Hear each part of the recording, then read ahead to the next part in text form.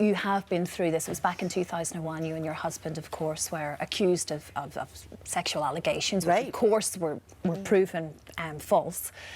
Having been through that and lived it, how do you feel about where the law stands at the minute, and Sir Cliff's plea, of course? Well, I would never begin to equate what Neil and I went through with what people like Sir Cliff have been through, because we were fortunately able to establish an alibi fairly quickly, and our ordeal lasted not that long, and we were never charged. But it was pretty horrendous.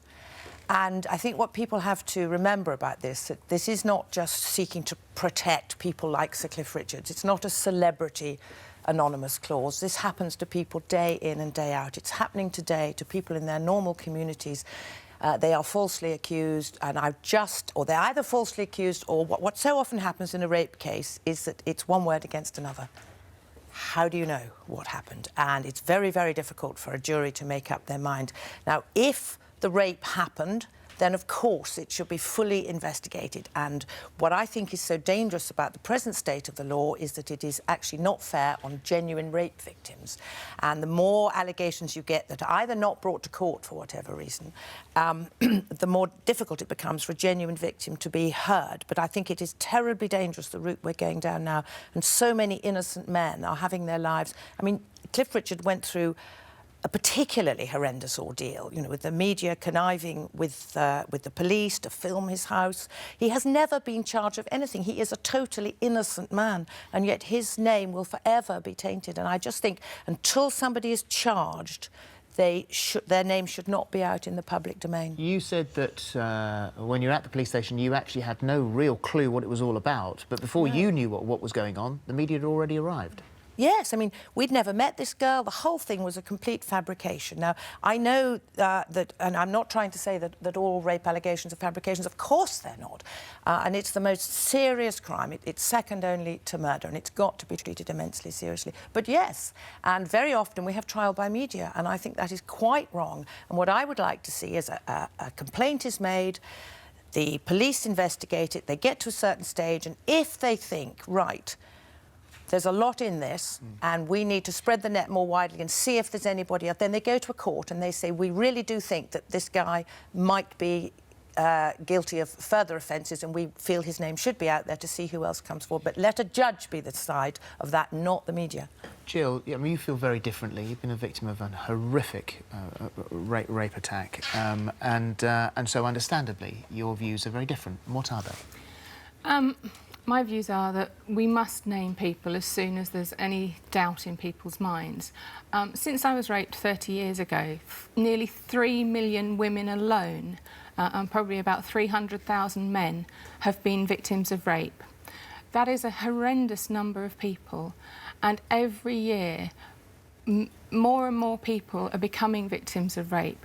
One of the things about not naming people until somebody is charged is that it often takes a very long time to actually decide to charge someone. So potentially you are giving the rapist longer to go out and commit their crimes. We know that most rapists are not one-off offenders, they're serial offenders. They will often use the same MO, which is often very loose in terms of knowing what they can get away with and knowing what it will take for somebody to actually go forwards and make an allegation. You said when you were talking to us, and the way I read it, and it's always difficult to know the tone of something when it's written down, but you appeared to be quite sarcastic when you called the people like Sir Cliff Richard these poor, maligned men. I think to a certain extent there are people who are maliciously accused who are poor and maligned in terms of the way that they're treated. The way that Cliff was treated was appalling. There is absolutely no doubt about that. But that is very, very rare. And I know Christine says, and other people campaigning for change say it's not that rare. But when you take into account the numbers of victims there are, it is rare. And certainly when you look at the law, it's no different from any other crime in this country in terms of false allegations. Sympathy with, and the trouble is that it becomes incredibly public when that person is in the public eye. Yeah. So even though it happens, as you said, it happens to everybody. That's the way our law is at the moment. It is those famous cases that we sort of see in the media. Do you have any sympathy for him? I do have sympathy with people who've been falsely accused, yes, and I've supported a friend who for 20 years has had to cope with false allegations and malicious allegations made against him. I've watched him have a nervous breakdown because of it. I've seen his life fall apart because of it. But I've also seen victims, and I've seen victims' families who've committed suicide because they can't cope with what happens to them, and that happens a lot.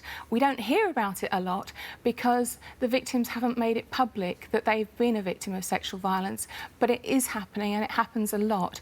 And also the trauma that victims go through is lifelong in many ways. I mean, we're only just beginning to know now what it is to actually sort of the long-term consequences of post-traumatic stress disorder, which many victims will go through, and the physical impact that has on their bodies. Yeah. But